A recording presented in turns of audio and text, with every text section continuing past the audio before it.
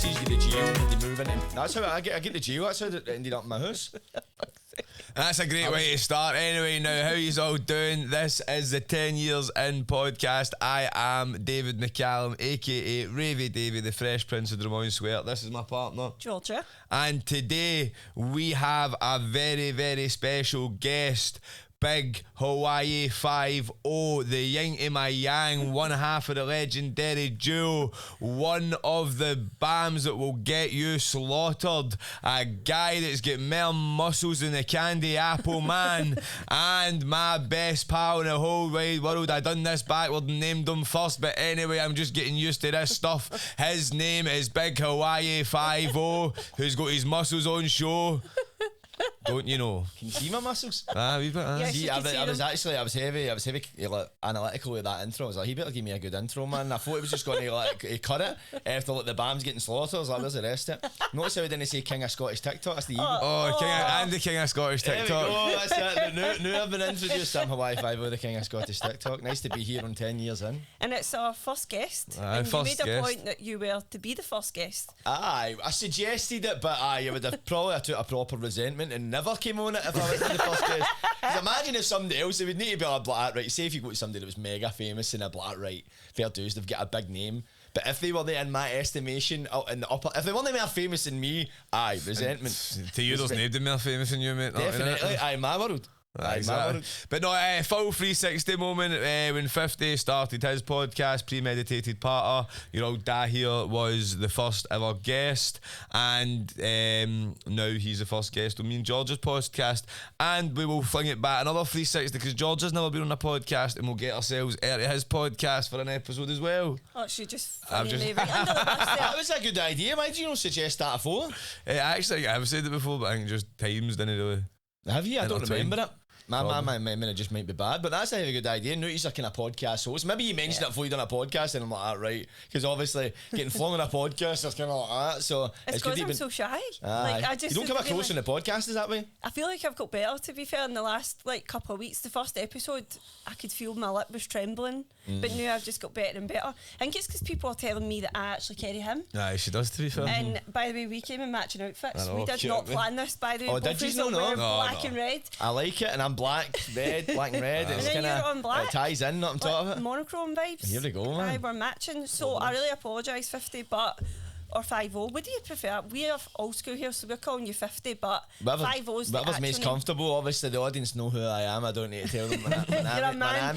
What my name is. I stumbled that there. You alright, mate? But no, call us whatever feels most comfortable. So I've came along, obviously, with my notepad, and I've got quite What's a it few say in the notes. front, It says Professional chaos coordinator. I like that. Yeah, that's True, innit? A probably fitting title. yes, 100%. One of the wrestler mums, Marianne, got me this, and now I'm on.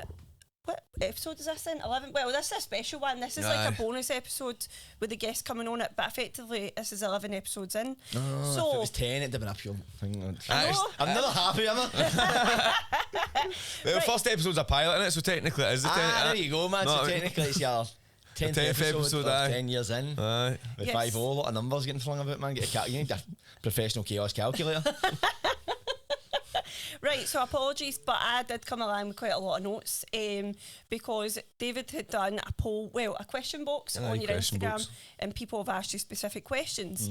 Now, I think it's important to point out here that a lot of people think that you and David just met on TikTok a couple of years ago, but actually you have been pals for so many years, and I want you to take it back and talk about how you've met, because I think I'll always remember the first day I met you, which I think probably was about 10 years ago. We're 10 years in and all. Aye, Years, exactly. aye. We've all been here together. Aye, we've probably been through it, man. We He's are- looking at his 80s.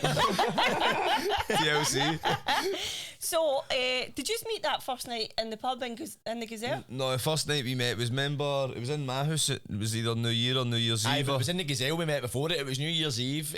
No, New Year's Day 2014, 1st of January, because I came down and I met you in the pub at first, and then the after party went back to yours. My house, because my Nana was still alive, not at the time as That well, was right, because she was questioning you, wasn't she? She was She's interrogating us away, and I'm like, I feel I'm going into the Savoy or something here. Like, I was waiting there going like, no, right, mate. We ended up finding out that actually 50's dad actually had a wee passing with my man. It was running about the timeline that I could have been his wee brother. Which is quite a weird one as well, because I've got an older brother and an older sister, so there was some dodgy shenanigans going on there if that was true. So I try not to mention that, and my mum might not be watching, hopefully. She actually does comment a lot of my stuff about Wayne's or not, to be fair. Oh, does she, aye? She's... Aye, she does. She loves a bit of Ravie Davie, man. That kind of way. No, I support the Usually mates say sort of about their pals more than bamming up. She's maybe technically your stepmom in a way, so if you want to go weird with it, if you want to go Jeremy Kyle with it, know what I mean? You got Graham in the after party team in. Yeah, man, he just got not guilty for his part in the guy that committed suicide and got them shot down. Was it court for it? Well, not court, but like a hearing kind of. I watched the documentary, and don't get me wrong, obviously it's a shame that the guy killed himself, man, but I think the guy had clearly cheated, and then they thought he was going to go and Jeremy. Imagine that you're having an argument with your missus, right? You're arguing, and like, you've cheated on me. Like, no, I've no. Get Jeremy Kyle on the phone. Deadly serious. Like, your first thought is to get Jeremy Kyle on the phone to do a lie detector test. And the daft cunts get you on. Oh, man. You know what I mean? It's like, some people live a different life for us, man. And so anyway, back to the session at hand, because this isn't a Jeremy Kyle show. I know, man. I go off in tangents. I'm just a bad This is the George and Nisbet and Ravie Davie show. Right, so I'm taking it back, because the first time I ever met, what'd you say? I said it hurt me to put her first up. The first time I met you was in the Gazelle that night, right? This is the old pub that was in Govan. It's no longer here, sadly. Well, it is, but it's now the Amethyst. It's a gastro pub. And you had the biggest muscles I've ever seen in my life. I was big, winter, man. Yes, it was Just to the actually. girls. What'd you say? Just to the goals. It was full of test, man. I was full of everything, man. Full of shit. And to believe back then, what age would you have been? Like 21. 21. So you came down at the time. Did you stay in Penally? No, I stayed in Cardonald. I've never stayed in Penally. Oh, have you My not? mum and my sister stayed there, but no, I only hung about there. I was a bit of a scheme hopper. Well, this is what I was actually going to say to you, and I can remember everybody in the pub that night were asking you why you're called 50, because it's such an unusual nickname. And you said to me at the time, two things. You said because you've hung about 50 schemes, but also because you're made up of 50% water. Aye, that wasn't it. Both of them were names that I never gave myself. I just get given them. The 50% water was something I get caught in the jail because it was massive. But it was a joke, and it was like one of the things that I wasn't even full of roids at that time, but I just looked massive, and I'm like, I'm not full of roids. And then I partly started taking roids, so I could be like, fuck it, I'm just saying, man, I may as well start taking them. But aye, 50% water, that was one of my favourite ones. But then when I ended up going in the mad benders years later, around about that time, and I pure patched the gym, and I ended up putting on a big belly. People would call me 50 stone. Didn't they like that? I'm glad that wasn't. I'm glad that didn't stick. I remember that you had the big belly and you had your mad Ridian haircut, man. You dyed all your hair blonde. I didn't have the belly at the time when I dyed the hair blonde. I know, actually, when I had the hair blonde, I was pure skinny and full of scoops. Aye, man, it's fucking. I've made a lot of fashion faux pas in my time, man. And drugs have been involved, not I'm talking about.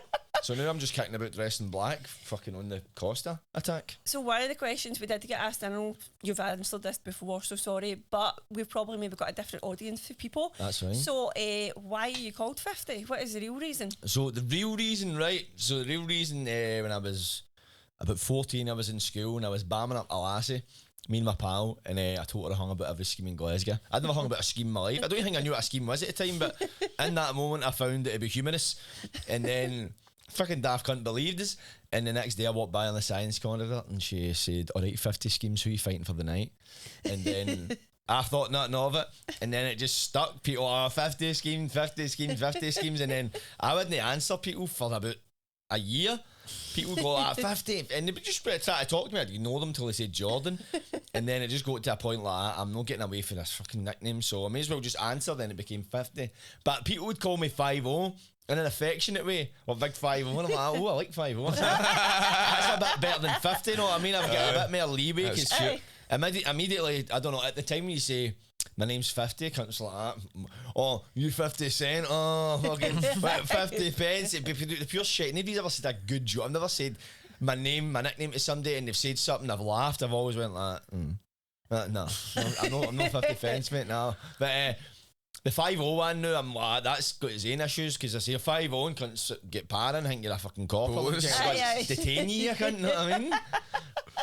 5-0, I feel like it's going to stick, as in, if I was saying to David at the time, like when I realised it actually meant like 5-0, like 50, I was like, why is he calling himself like 5-0? Like Fivo? That's the way I was actually saying that's another one, like Fivo, and I'm like, that's 5-0. But I don't know, because I was actually in the jail at this point, and it was like a pure 12 o'clock epiphany, see, midnight, and I was lying in my bed. So I used to lie in my bed, and I used to see, usually if I had a co-pilot, when you first go in the cell, you're in the top bunk. So I used to always keep a notepad next to my bed, and I would put it under my pillow at night, because I get mad like midnight ideas, but I wouldn't want to get off out the bunk and going, because I didn't want the cunt knowing what I was doing, because I felt self-conscious about it. You think you're weird though, man? You're trying to do something better for yourself. Because at the time it's pure out of character in there, and people just want to get it. See, to be honest, they probably wouldn't even have said anything about it. Definitely. In the heat, because it's personal scribblings, know what I mean? It's like stuff in there, it's you're showing vulnerability, because you're channeling your emotions. It's a vessel for expression in there. So I used to keep a wee notepad under my pillow, and I remember thinking that, because at that point, it was during the sentence, I was writing a lot of songs in my guitar, and I was like, I'm going to go out and I'm going to be this fucking artist, and I'm going to make music. I'm like, I cannot call myself for the life of me 50, big 50. Big 50, I'm like, nah. And I remember I'd done a gig and somebody wrote like, it was before that sentence, and they wrote like Jordan 50 Robertson. I'm like, I fucking know. I mean, I sound like a mad fucking shite actor. So I wasn't into that. And I was like, I need to get a name, I need to know what to do. And I was like, right, 5-0, Fivo, because it's like a name, but it's also in tune with that. Yeah. And then people started reading it as Fivo. So when I was out doing the social media stuff, that's when I started doing the 5-0 kind of thing, because obviously I never went out and became the artist right away. I went out and started becoming a cocaine artist, know what I mean? I became a pure shite rock and roll star, never made any tunes, I just get full of drugs. But eventually I started doing the social media thing, and I made the page 5-0, then or what I known as 5-0 and some known as Fivo. And then when I went on to Instagram, I had to like make up my username, and 5-0 was taken. And I was like, what can I make it? 5-0, 1, 2, 3, 5-0 Glasgow. And I was like, Hawaii 5-0. Because when I was in this all goes back to the jail. When I was in the jail in Poland, I used to work in the gym, and one of the PTIs is essentially a screw in the gym. He used to call me Hawaii 5-0, like Hawaii. And I kind of liked that, because it sounded dead exotic. What, you know something? I think I liked all these ulterior nicknames, because it was better than fucking 50 schemes. I'm like, because the further I could get away from 50 schemes, people might forget.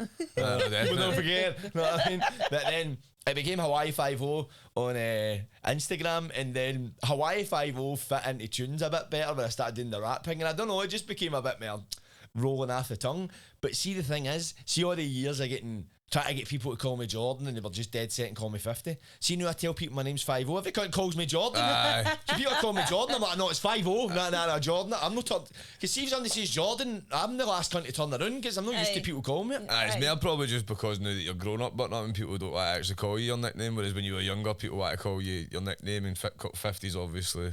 It's a weird one. Probably not today with the actual nickname. If like back in the day your nickname was 5-0 and now you were wanting to change it to 50, like people would still call you Georgian nowadays, because it's more like adult, like people you're telling it to people that are like promoting shows, or people you're trying to work, or people you're doing business with and all that, so they've just got to be calling you Jordan, your actual name. But in my head, see if I write like it's like as if it's like Sting, see if I'm doing like an email and I write 5-0, it sounds dead artsy. And then somebody might be like, right, because if I'm a scammer, the last thing I'm going to do is send my fucking nickname in an email. So the way they might read it is like 5-0, right? If I don't know, that's the way I interpret it. Sometimes it's Jordan, sometimes it's 5-0. I try and read the room in that instance. Yeah. No, that's fair. You're speaking a lot there about when you were in the jail, you done this, you done that. So I would say in the time that I've known you, you've became very creative, but you've got into like all different things that you're doing right now, which is completely turned your life around. So talk to us a bit about like, did you always like music, or did you start like playing the guitar and that in jail? Like, how did you get into it all? So I've always liked making music way back I was really young, because I used to do PC DJing. but I never had a PC. Yeah. Gary McKeff. Aye, that I loved that. And see, the thing is though, I never had a PC. My mum was skint, so I never really had anything like that. So there'd be people. Like you think about the scheme, and they'd have a PC in the house, and they'd have like Acid Pro or whatever it was. It was usually Acid Pro that I used, and we'd all be out hanging about, and I'd always be trying to get them to go to their house, so I could jump in the Acid Pro, and they'd be like, mate, it's like 20-degree heat, I'm fucking going out, and I'm like, but we'll go back to yours and all that. And sometimes, not to say I hung about with people purposely for that, but you end up gravitating towards people that are interested in that, and you orientate towards it. So. But it was just dead scattered my time doing that because I couldn't always do it because it was only in the time I couldn't live with people, know what I'm talking about? Which I did. Sometimes I basically lived with people. But I had that taste it, and then it's actually funny, I get suspended in second year for making a diss about somebody in the school. I got a 10-day suspension. I couldn't stayed up the stair for me, I know, in the fucking flats. So it was me and a boy was hanging about me, and he had like a Mac, and that was like the first time I'd ever used like something like that. And he had like this kind of mixing software, and I think we were just sitting. It was running about the time the Hilton and Penny discs came out. And I don't know what it was like in your school, but that was like a cultural phenomenon. Everybody was listening. In my life, man. It was like a real thing. It was like an era because like this PC DJ, it's like when I think about it, it's like I might say to people PC DJ, like what? And it's like much is it for a gram? That's what it's like. You know, say I mean Gary McKeff, like who? But, back then it was like that was like the music, but it was only kind of relegated to Scotland. I don't know if there was. I know nothing of any English PC DJ. It was definitely it wasn't European or American. It was relegated to Scotland. Do you think it's English? Aye. Exactly, and you had the New Monkey in it. Aye, English kind of the New Monkey. Then it was like kind of a New Monkey, but it was kind of if you like PC DJ, kind of like New Monkey, it kind of tied in. But so the Hilton Penny disses were out, and we were like, we need to make a diss about somebody. Yeah. Like, who do we make a diss about? And then we literally could have picked this guy's name out of a hat. We'd never many bad interactions with him. Just the fact that what about him? Right, diss him. We made like 3 disses. They were pure shite, pure squeaky voice and all that. And we only made 3 because the first 2 were that bad. We had people messaging us, telling us mad stuff to say and all that. Man, his name was Johnny. He was saying like, Johnny, your man's got a hairy chin. How can 5 E's fit in a bin because he got 5 bras? It was pure nonsense, and he eventually heard it and stuck his in, and I got a 10-day suspension for it. So, but it's funny when I look back now, and I feel like right now I think it's like a kind of see, you get serial killers like they need to kill and all that. I feel like I need to diss somebody. I'm pure like see that Jay Jackson diss last night. It started to kind of awaken the beast in me. I'm like, and somebody needs to get slagged. I was sitting the day in front of the computer doing it. I was like, I need to make like a TikTok diss or something. But with the creative side of things, I first started kind of exploring it in the jail as such. Like, I wasn't really into guitar music at all. And then I remember it's the worst Oasis story ever. I was watching the X Factor, right, in 2010. I was doing my 4.5-year sentence. And it was Liam Payne. See, it was the year One Direction get formed. So Liam Payne went on to audition and he sang Stop Crying Your Heart Out. And I was like, that is an absolute tune. And I was like, I knew the guy next door listening to Oasis. Was that your favourite rendition? Aye, that's what got me into it. I didn't listen to it. I'd heard Wonderwall and that, but I wasn't really into them. Yeah. And then the guy, he had like Time Flies, which is a compilation. The Oasis best tunes, basically. And I was like, that tune on that? He's like, I was like, I'm going to give a shot at the CD. I think it was CDs you get. I got the CD and it was like anthem after anthem. I was like, these cunts are amazing. It pure got me into guitar music. Then I eventually started playing the guitar in there, got a boy to teach me, and the guitar I've done that in the last year of my sentence. I always try to learn it and then just never, I'd pick it up, put it down and that. And cause I never had my own guitar, so you'd get a shot at it, then get it away and all that kind of stuff. And I end up getting one and just something, I don't know what it was, I just had this desire. I was like, I'm going to learn this. And the boy that taught me is from Dundee. And I'd say to him, mate, teach us. He's like, mate, I've tried to teach you so many times. He's like, why are you waiting to know? Like, and I was like, I just teach us. And he's like, right, here's a few chords, go and practice that. Sent me away. He probably thought, listen, he's not going to do that. And I went away, and it was just, honestly, it was probably the last 6 months, last year, 6 months of my sentence. And time just flew in. And I think it came at the right time because I was getting I was at an outside work party. So basically, it was at the end of my sentence. I was going out to work at Falkirk Stadium and that. And whatever happened, 5 weeks into it, I get removed for all community access and get told you're going to do that. No surprise me in the slightest. So they basically said you're doing your last 6 months in closed conditions. So I had 6 months to kill. Know what I mean? I was just getting out. I didn't have nothing I needed to work for. I was just kind of twiddling my thumbs. So the guitar came at a good time. And then I remembered always like playing it, like thinking about like gigging and all, and I was like, I'm not kind of person that gigs, am I? And then I got out and I was like, this, if I don't take this guitar with me, I'm not going to buy a guitar. So I was like, this guitar's coming with me, so I stole it. I took it out of jail with me. And I got out and I didn't really play it. And cause people I hung about, we didn't really play it and that kind of thing. And like a few years down the line, I ended up meeting people in a band like Doc and that, you know. Yeah. Like, Swinging Mabels. yeah, Swinging Mabels, mate. Swinging Mabels came about, and I was like, here we go. People actually like guitars. Aye. And then it was always just a kind of music thing. And then lockdown came about. It was, as I say, it's kind of dabbled in and out the jail after that, dabbling in drugs and all that kind of stuff, and it just kept taking me away from it. But that was when I've had that first. I was hanging about with the Swinging Mabels because they says you should write your own tunes, and they says, listen, you can only get better at it. So I just started doing that, and it was, I don't know, it was like just a pure discovery. I was like, wow, man, I love this. That's But cool. it was weird. It was like, see, I'd always dabbled with creativity, but I didn't realise it was creative. I mean, at the time I was just doing something that I liked it, and I think that's the kind of bit. Probably you with the wrestling, you probably weren't like I don't know if you were, but at the time you're just wrestling, but you're not going like that. Say for toxic, I'm going to go and play a game of football because I want to be this big football player kind of thing. And I'm playing football because I love it. I mean, And Andy then used that's to, a set. That's means a Andy used to byproduct. obviously find the mad old pishy mattresses and wrestling in people's backs and stuff like that. Obviously, we only did that because we thought one day we got to be wrestlers. We done it because we wanted to. Exactly. Wrestle and Exactly. be It was boys. just party. It was almost like getting up and having your breakfast. Aye. It was just part and parcel of living. So, and that's what I kind of realised lately. I'm like, see if it's effortless. There's a reason behind that. Aye, and I'm not saying exactly. I'm not saying it is the challenging or difficult, but Yeah. if the effort on your part required is minimal just to do the act, then there's a reason for that. Well, see, when I wrestle sometimes, like I used to wrestle all the time, it was like a big match stuff. People would be like that to me, are you nervous? And I genuinely wasn't nervous, so I'd say, no, I'm not nervous, and they'd be like that to me, oh, you must know want it, or like the day you stop getting nervous, you should be worried. No, and I was like, the reason I'm not nervous is because I believe that I should be here and that I'm good enough to be here, and that the level that I've got to will shine in this ring. I've been like nervous once or twice, and it was that time I went to France, and I was more nervous just because the language barrier and like none of the fans knew who I was and stuff like that. And yet when I went out, I get cheered just because I still had the same energy, and I was still just myself, and the people obviously believed. Like if you believe, they'll believe kind of thing as well. Not I mean, I believed in myself, and that wee bit of nerves went away. But that's how I don't really get nervous when I'm wrestling, because like I feel like I should be there, and that's what you're saying. If it's effortless, then it's not really. It's because you enjoy it, or you're working hard, or you want to do it. No? Definitely, and I think see we like nerves as such, we use that definition, they can be misinterpreted. See if I've got some sort of nervous energy, I identify as that excitement. Yeah. And see you can channel that into your performance. Sometimes I've went up and I'm kind of like that, and don't get me, sometimes I'm like, I can't really be bothered with this. And sometimes it's been great, and sometimes I'm like, I'm having to kind of will the energy into myself. Yeah. But see if that is already there, it's easier for me just to tap into, Yeah. and expand on it. That's good. I think as well that if you're no nervous, then you thinking to yourself, I think I always say to myself, if I'm nervous, it shows I care.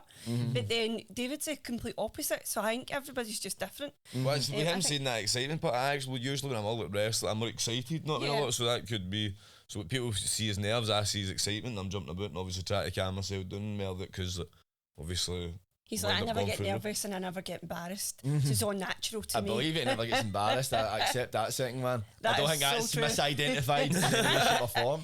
See, to be honest, I think embarrassment's a choice. It is. It's a Think state so? of mind. Embarrassment's a state of mind. Honestly, it It's is. like confidence is a kind of it's like if you get in your own head, it's as simple as like you can get embarrassed if you overthink. Like, I think it's probably. See, first day in a podcast, putting yourself on camera, you'll probably be hint of embarrassment there for the first time. Yeah. But eventually, I bet you that's gone now. Aye, exactly. I Confidence don't has feel that overtook it. way. It's like a muscle. It's like go to the gym, you exercise Aye. it. Yesterday in the wrestling school, the bold Caden came in with these mad wrestling trousers that had ducks on them, right? And obviously, he's obviously come in like, thinking, like, I thought they were really cool. I thought they were smashing, they were class, right?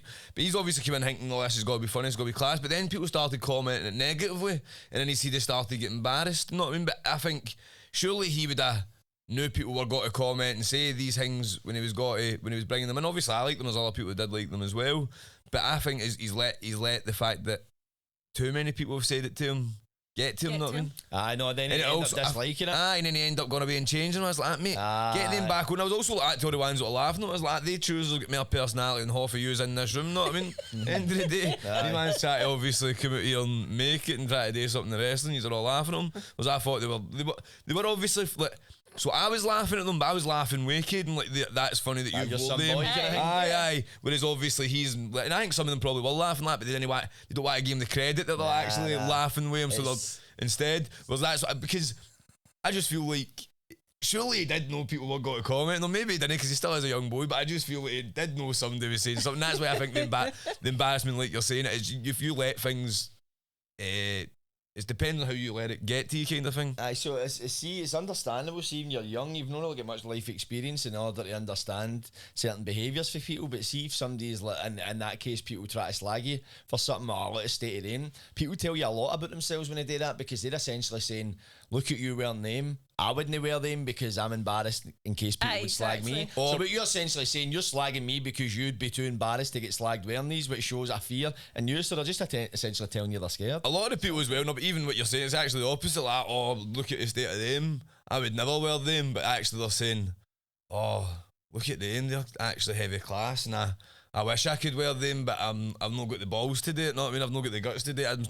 People, what I'm saying to you now, if somebody said that to me, it would break me. Know what I mean? Kind of thing. It's essentially saying I care what people think. No, exactly. That's what they're saying. Know what I mean? And it's like, is that something you champion? I cared what people think. Nobody followed the person who cared what people thought, and nobody revolutionised the world or changed the way people thought or made changes because they cared what people thought. But too many people. There's too many people that they care what other people think, which we need to. I know, and it's and as you say, it's like people think, oh, you just need to be born shameless and all that. Like, you're born a certain way. As I say, confidence is like a fucking switch. You can turn it on and then leave it on. It's like a light that doesn't go out.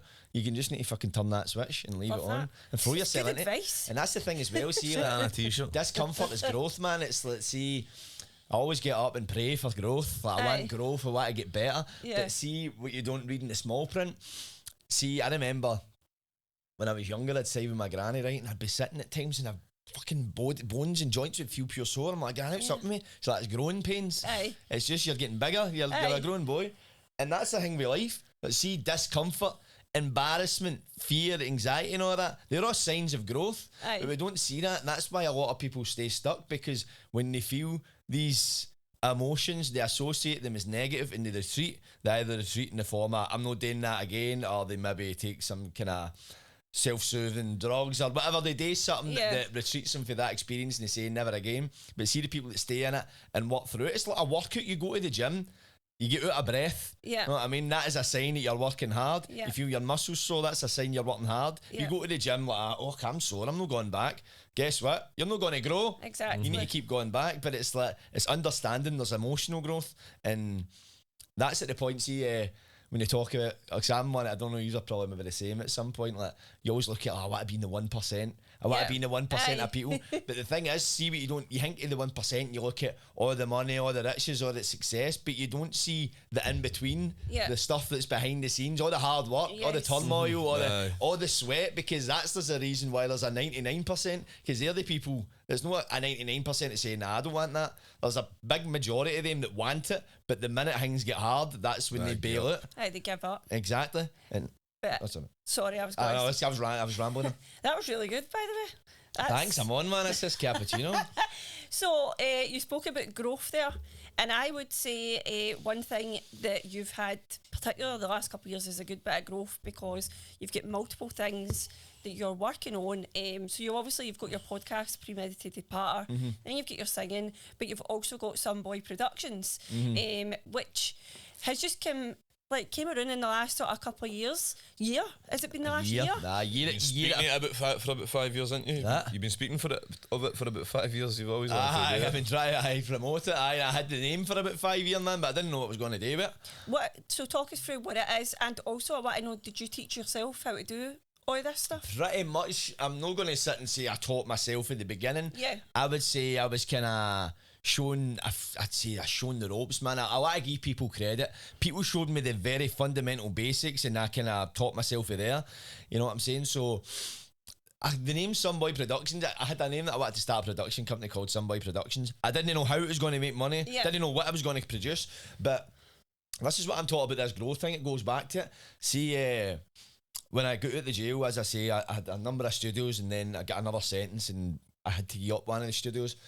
And I had a house at the time, so I got all the stuff just put in a spare room. And I was doing a podcast with my pal, and he was producing it, and he decided he just didn't want to produce it anymore. So I was kind of like that, right? And I always had this thing where I would start something up, I would get semi-decent at it, and I would give up for whatever reason. That thing maybe get embarrassed or getting people's...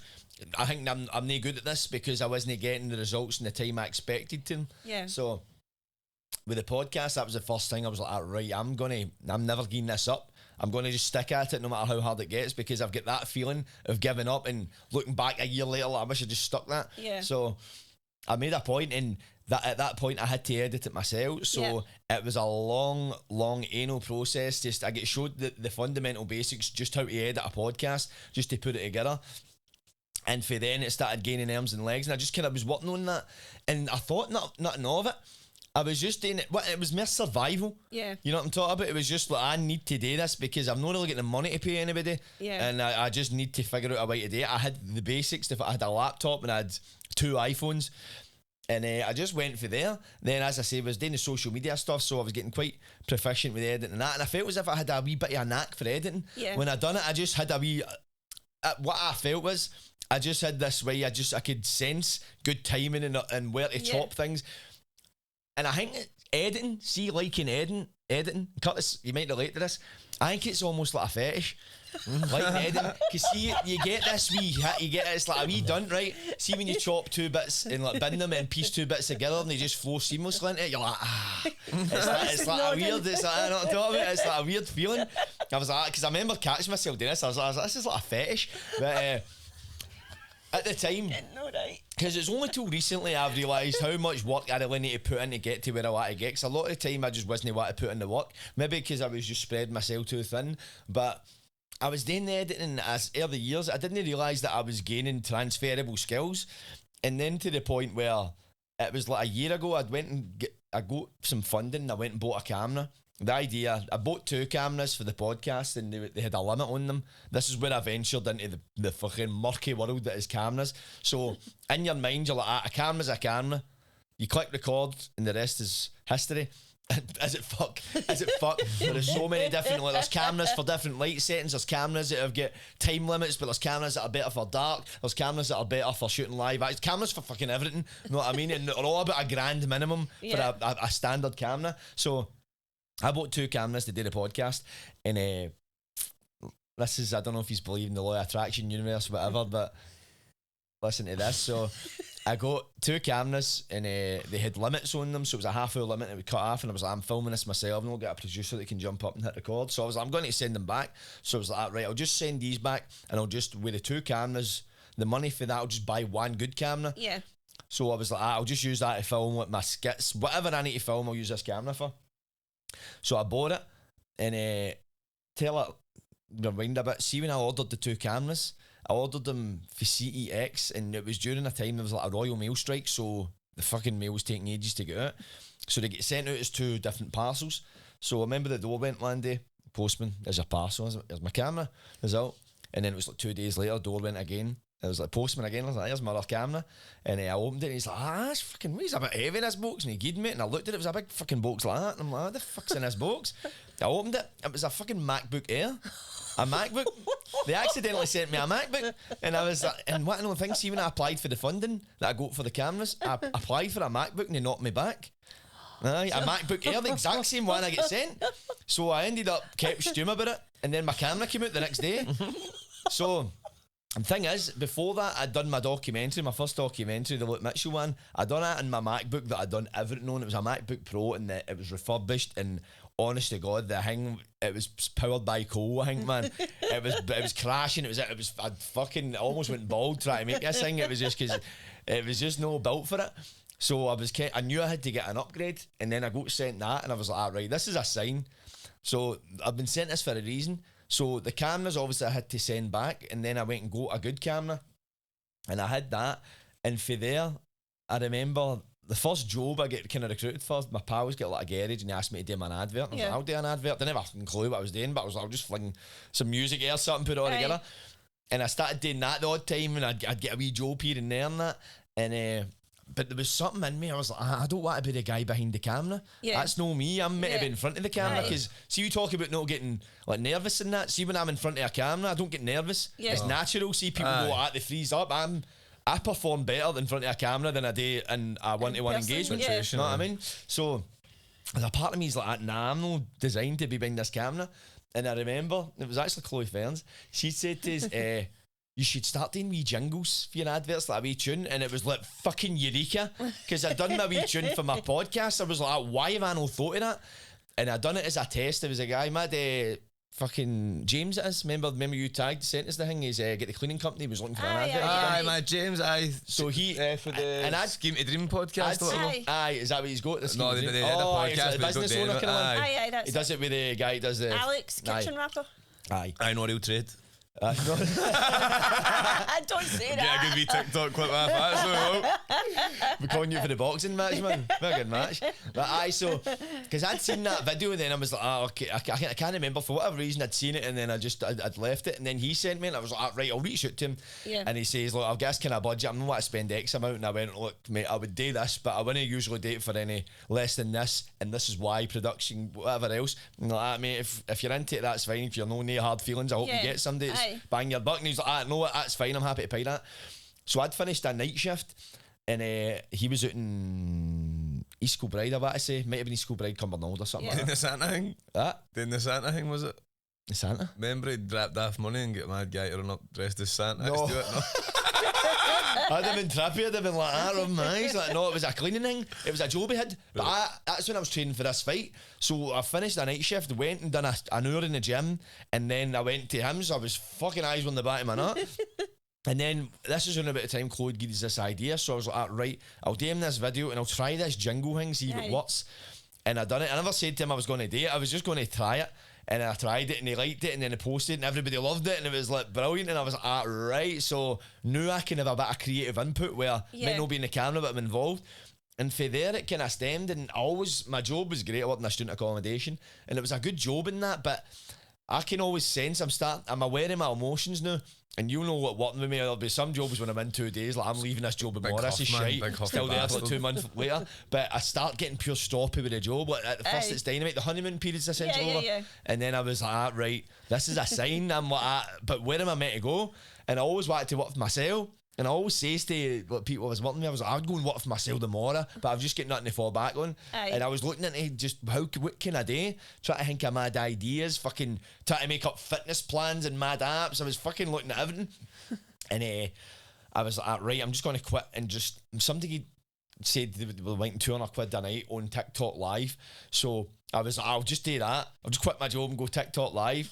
Started going TikTok live. I think the second night, fucking some cunt came on it with a vape and thing took in. Made 12 pence my first night. Band, man. So I ended up just going like that, fuck it, I'm just going to jump. And then that way, see if I plunge myself into a survival instinct where I've not got a job, I've not got an income, then I might be able to act and force that not force it, but bring the creativity in me. So I quit my job and I phoned my boss. I was like, I'm not coming back. And she was like, do you know just what I do your notice period? And I thought about it. I was like, maybe that's a good idea. Work an extra month, get an extra month's wage. And I was like, I can use this month to plan it. I was just sitting one night and then I just kind of dawned on me. I was like, my fucking production company, why don't I just make that my business? And then it was like, it was almost as if I couldn't see the forest for the trees. You know what I mean? It was like, so I'm looking at all these business things. I was like, I've got something right in front of me. It's not exactly a business yet, but it's something that's soluble. I can make it in it. So I left it and then I just hit the ground running, mate, man. And fucking my first month, I've made more money than I've ever made in my life. And I said that in the first month, I'll gauge it. I'll see how I do the first month and then take it for there. And as of the end of this month, I'll be 6 months self-employed. I just realised that, and I was like, I'll look at where I'm on 6 months. And I don't get me wrong, it's been busy, it's been deed, but what I'm trying to do now is try to balance it, because when it was busy, it was great for money, but I didn't have much time to work my own stuff. But then when it's deed, I've got all the time in the world to work my own stuff. But you're like, right, where's money coming in? So you're trying to balance it. So but now I've got enough work coming in where I'm starting to get busy. Now I'm just trying to figure out a way I can balance it, and it's that way as well. You're always looking at, I want to be super busy, but I need to remember I'm a one-man band now, so I need to be able to manage the work efficiently and create a good product, and it's still a learning process. I'm teaching myself not to rush things. This is another vital thing that I'm learning. See, just upping the quality of anything you do, be just 5-10%. Yeah. See, over time, that is going to bring a massive return. Yeah. You don't need to completely revolutionise the way you approach things, whether it's content creation, editing, whatever. But see, if you just make minor improvements over time, that'll create, even just over in the one thing. See, if I do a video and usually I would sit and I'd get a few videos for a business and I'd be like, right, try and get these blasted as quick as I can. Yeah. But then I'm like, what if it just takes an extra half an hour? What if I don't think about the finish line and think about the race? Exactly. And doing that, create much better stuff. And being able to apply that to everything I'm doing, it's bringing massive results. It's so honest. What you got to say? No, Joe Hendry says something like that to me. Basically, he rates himself out of 10 for all these different things, and he says every couple of months he tries to improve. And so if it's out of 10, he rates himself every couple of months he'll try and at least improve one of them up to the next level, so that he can eventually get where he wants to be. Because if you're constantly improving, trying to improve yourself, even just by that wee bit, then it's eventually going to be massive gains. Not only like you're kind of. I will. You've probably, if you've watched the Diary of a CEO, they talk about quite a lot. I think it was the British cycling team, and I'm going to have a butcher this because I can't remember the intricate details. But they talk about how they weren't performing great at all, and they were fucking very lowly ranked. And then they had this coach that came in, and he started making like minor improvements just into kind of just basic stuff. He wasn't coming in 1% every Can't day. remember the guy's name. And it was just different wee things he was changing, like maybe like I don't know if they were shaving or something like that, or like different things they were eating, or what time they would train, just different wee things. And then I think they went to Beijing, and that's the year like Bradley Wiggins and all that, like won gold and all that kind of stuff. Yeah. I might be heavy butchering the history here. I'm not a history buff, and I'm not a British cycling buff, so you can forgive me, but aye, if you want to go and find that story, it'll back up what I'm saying. It's a good story. We get taught it in work because obviously we work in sales, and they always say to us, if you just improve 1% per day. But I can't remember what they're called.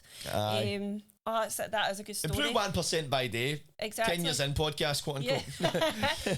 But honestly, actually hearing the change in you in the past and seeing the change in you in the past couple of years has been like amazing. And it just shows, like, if there's people who are watching who do want to start their own business and they want to take the leap of faith, just believing in yourself, being patient, then look at the results that actually can happen. So we spoke at the start that you two are best pals, and I don't know if one of you were my best pals would have made it by now, because the way you speak to each other and slaughter each other is nothing like I've ever heard before, to the point where David was slating people on the PlayStation last week and he nearly made the boy great because he thinks that the way he used to talk to each other, he can do that to other people, which just not the thing. Just a couple of boys that play the PlayStation. We don't really know, obviously I just know them for playing the PlayStation. Right. And we were all slaughtering each other. I was like, man, boys, you need to grow up, man. If he's like, What age are they? they're a bit in their 20s, you know what I mean? But they're just like, they're all like that. They always go offensive. No, that's why I hate it. I've been playing PlayStation with them since lockdown, you know what I mean? And they always want to tell people I'm their pals. I'm like, stop telling people you're my pals, you know what I mean? Just boys I know online. And that's the reason, but they can't take a fucking joke, you know what I mean? If I'm can't say to my pal if you can't take me fucking slaughtering, you know what I mean? Big man, I'll tell you. So I think I says to David that I was like, you think that the way you and 50 talk to each other is the way that is normal, but it's actually completely no normal, and the things that you both say to each other is no normal. And actually I would be greeting if the slaughtering that you get each other is on new levels. Aye. And that's you being really friendly to each other. That's a form of affection. If you started being nice to me, I'd be suspicious. I'm like, alright, what's going on here? What's the matter? Have you fell at me or something? I remember at my nana's funeral, you know what I mean? Two are just upstairs, just slaughtering each other for 45 minutes, giving everybody a performance, man. Making everybody feel uncomfortable. No, they were in stitches. Does people get uncomfortable? Nah. It's funny, but especially it's just like, it's that kind of way. And sometimes, I don't know, it's see somebody that suffers a lot of physical abuse when they're young, they become physically abusive when they're older, and so on and so forth. I get slaughtered to the point it's like, see that way people go, how can you take hate online? I'm like, because I've been slagged all my life. I go through the TikTok comments, and I don't know if this is an mad weird fetish, but I go through all the trolls comments and I'll laugh at it. I'll be like, that's a fucking belter, man. I was like, well, right, actually, some will be like, right, come on to fuck, mate. Did you actually think you were slagging me with that? And some probably think they're actually slaughtering you. And I'm like, come on, mate, that's the best you can come up with. But some is, I'm like, kind of like, bravo, that was actually quite good. I actually laugh at it, man. But it's weird. The thing is, you just get used to it, and that's just, it's a scheme thing. Oh, I mean, we can see we go about the schemes. Everybody just slaughters fuck at each other. I mean, know, it's definitely. Fuck's sake, man. I grew up being fat as fuck and had a deed maw, man. I was getting slaughtered all the time. Had a big head and all that and all, man. Had a Lego haircut because I used to hate going for a haircut and that as well, man. I used to cop it. But it made me the man I am of the day. I've got a sharp tongue now for it. I slaughter people. And actually, I don't know if that was what George was trying to segue this Just tape. leading in there. I like that, man. Speaking of slaughterings, next week me and 50 are going to be taking our slaughterings on stage. There we go, man, Curtis, man, perfect timing there. Nearly his computer nearly crashed earlier on trying to do that, man. I seen it, man. I felt like I could see him, man. When I mentioned it to him, and he started doing this, man. Like, he said, no, that, man. I felt like going, oh, Curtis, I'm sorry, mate. You don't need to do that today. Sprung it on him, man. 5 minutes before. I know. What happened when you spring on him? That, putting that up, getting that up. Getting that. So next week, me and Big Fivo, this will be going to at some point during this week. I'm this also during the week? Well, during the week, because I'm going to be rushing Curtis as well to do that. How are you going to promote it? Well, this is going to be good. That's what I'm saying. It's going to be before the show. And how are you going to promote this podcast? Obviously, you need to get at least a week promotion, 3 videos a day, saying that I'm going to be on your podcast, surely. He's like, fuck off. No, that's what you do. Obviously, that's why I brought you on. Sponsored ads, no, I'm talking about. Why? You're not going to be doing flying, no? Hawaii Fivo, the 10 years in podcast. So, the next Friday, the 28th, 27th of 27th September. September weekend in the Fairfield Club in Govan. Me and Big Hawaii Fivo are doing a comedy show called Bams to the Slaughter 2 Silence of the Bams, because we've already done one before, and it'll be like a comedy mock the week, celebrity juice, have I got news for you style game show where we've got a host, Tarian Boyd, and then Team Ravie versus Team Fivo, a couple of team members going at it, and we're going to be having like different types of games to see who gets points, and at the end there'll be some type of forfeit.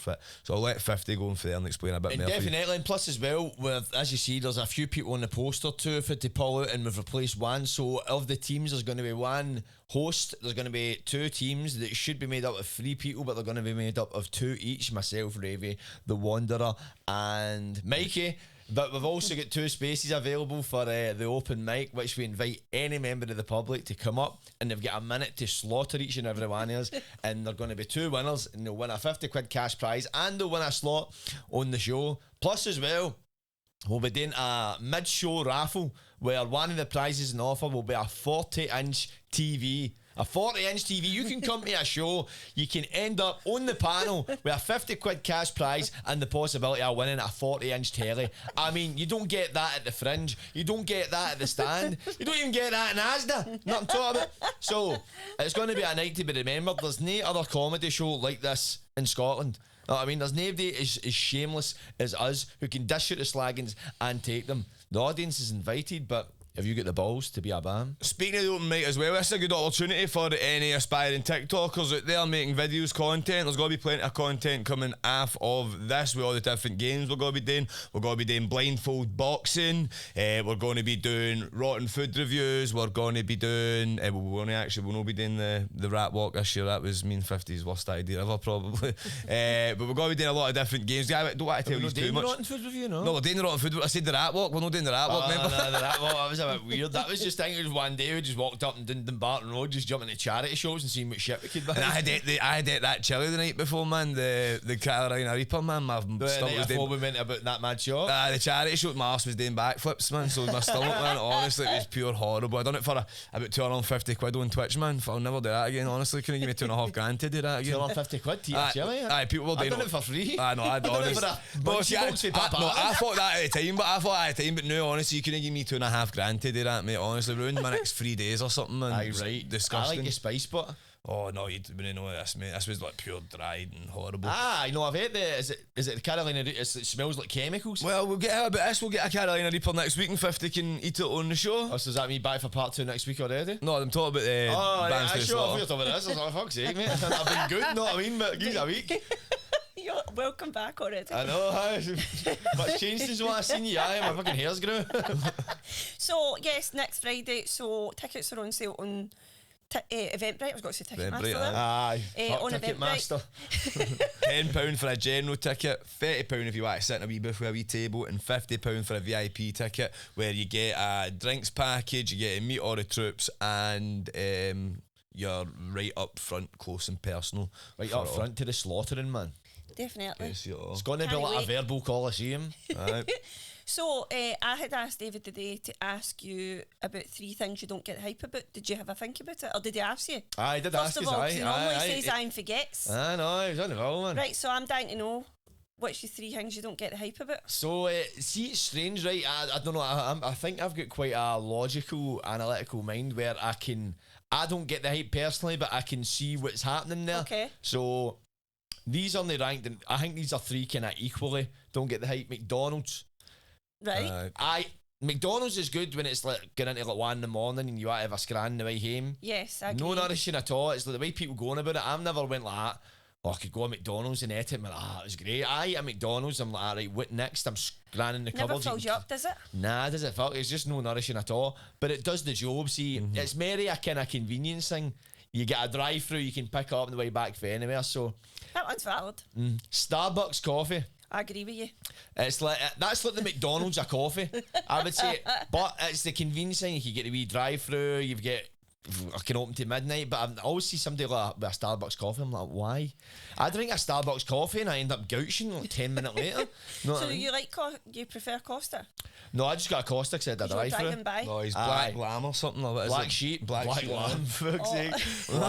Lamb to the slaughter, but no, I like black sheep, but black sheep That's you the need a bougie one, is it no? As a bougie one. I sit in black sheep coffee because I go up. I've got this new thing where I go to coffee shops and sit with my laptop. You have production fucking manager. changed, Aye, by the way. I know, tell us about it, man. I'm a pure coffee fiend, but To lock backs in pubs to laptops in coffee shops, know what I mean? I still need a done for somewhere, not I'm talking about. But that's the thing. It's like you get into black sheep coffee and everybody just goes in to complain about HR and their work. Because I hear all the conversations. I'm a nosy bastard.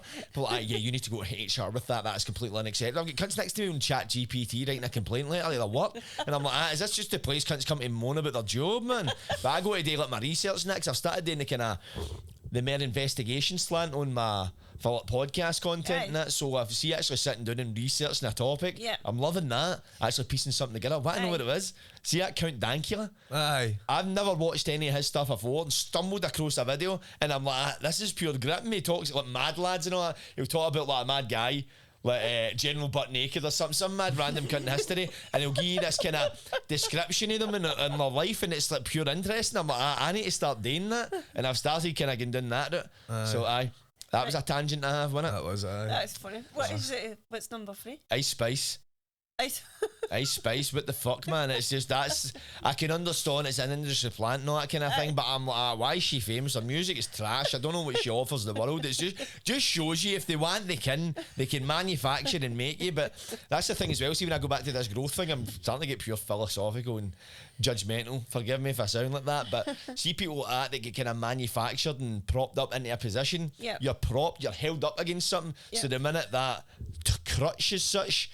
Rhymes bars, man. But that was a better rhyme than Ice Spice could do. As soon as that falls away, they hit the ground, they hit the deck because they're not supported on their own merit. And that's the thing, as much as like fucking a lot of people, you look at it like, let's say your overnight successes, and don't get me wrong, a lot of people put a lot of hard work, but you just get people that just strike fucking catch lightning in a bottle and they get it. But see, a lot of people, they've bypassed all that adversity, all the growth. They've missed all that, so when they do encounter some difficulty, they're on a much higher pedestal, and from which it's easier to fall. And I always look at it like, see, I'm glad I'm at the point I'm at now, and it doesn't happen by coincidence that me being sober coincides with me being where I'm at. Yeah. Obviously, I had to come hand in hand, but if I think to myself back, and you knew me back at like my worst drug taking days, imagine I was famous. Imagine if I was here Pete like Doherty. that. I would be fucking, I'd be P Diddy or something. P Dafted. No, I'm talking about, man, I'd be fucked. I'd get myself cancelled for sure. I always think that, like, thank fuck I was in no public platform at that point in time. You know what I'm talking about? So, I've learned it the hard way, but it's been the right way. That was a good Gene. Right, well, I've covered everything on my wee notepad. Have you got anything else? I think that's really. I think we need a part 2 for you Well, because actually no, because I think this would be quite a good wee thing to say. Just because you were talking about the jobs and that, and obviously it's quite. Me and 50 have kind of got the same path, not we own our own businesses and that, but. One of the reasons we're bonded so well is throughout the years we've worked with each other basically every year that we've met each other. We've had about 20,000 different jobs. So I want to ask you, 50, what was your favourite job that we've had together, and what was your worst favourite? What was your least favourite?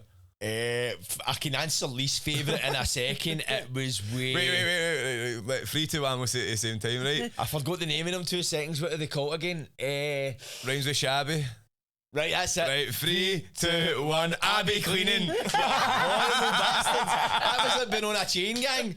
But I know the thing. I had to kid on my dad died to get my wages after them. I mean, that's how bad it was. Here, I might be sticking you in for this story because I don't know if you know this, Georgia, but he's doing well right now. So there's probably the time bar is probably past when I can tell you. But one day, because that's when you still worked with LSS, and that was a great job as well. We can get into that. But you'd been working night shift the night before, and you were trying, and it was the Monday we were getting picked up in McDonald's car park, and that you were clearly fucked, and you'd obviously try to figure out, right, how the fuck can I get out of this shift? And me and Anton, our boy who was working there, we were just kind of stunning and just seen him kind of walking up to the van, and we were like, just went, alright, and then just went fucking, pat the nut in the bumper of the fucking van, and kidded on and knocked his cells. It was ice in the ground. So the guys jumped out like, you alright? And he's like, oh. He's like, I just slipped in that ice. And he's like, oh, you can't go to work with that, mate. And sat him down. and there was a big dent in the van. And then we ended up driving away. And then he's went and phoned like 20 minutes later, and kidded on had a concussion. He's like, you know, coming to pick me up? He's like, mate, you need to get to a hospital now. He's phoning, he's like, he phoned the manager. He's like, Davey just concussed himself in his van. He's thinking we're coming to pick him up and all. Like, oh, you need to go to the hospital. And then he's like, that was a fucking builder, man. It was a fucking wrestling move I couldn't done. And when the guys like turning looking at the van, I was like, first off, he's like, oh, I'm feeling sore. When the guys like away looking at the van, like 50 and all that. There was a big dent in the van. It was a fucking belter. Do you know what the worst part about that is? He probably came and told me that, and I probably believed him. Actually, I don't think you knew, because I think we had to keep it to QT. But I remember it was the same weekend. See, remember Gemma Collins was in Dancing the Nice and Chevy Cunted it, and I made a Photoshop of his face and put it on it, but I just posted it because only we knew what had happened. Then I was like, that came in my head, and I was like, I wonder if she knows it. Honestly, right, funny. Well, we're out of time. Yes, but that was fab. I think we need to get on to part 2 because we only really scratched the surface there. Yeah, exactly. See, I tell you, it'd be a good idea to get me as your first guest, know what I mean? Thank me later. Right, you want anything else? No, thank you for coming on, big man. Really appreciate it. Now we're all going to get off. He's going to go and win awards for Premier Garden Services. 50 quid for that, big man. That shout out you go to her, by the way, know what I mean? We'll be charging you, send your invoice soon. Invoice, JP. We send you an invoice, brother. But I thank you for coming on. This has been 10 Years In podcast. I've been Ravie Davie. She's been Georgia. And this is our guest, Hawaii Fivo, the king of Scottish TikTok. Like, subscribe, and don't get wide. That's Thank you. what's happening, troops.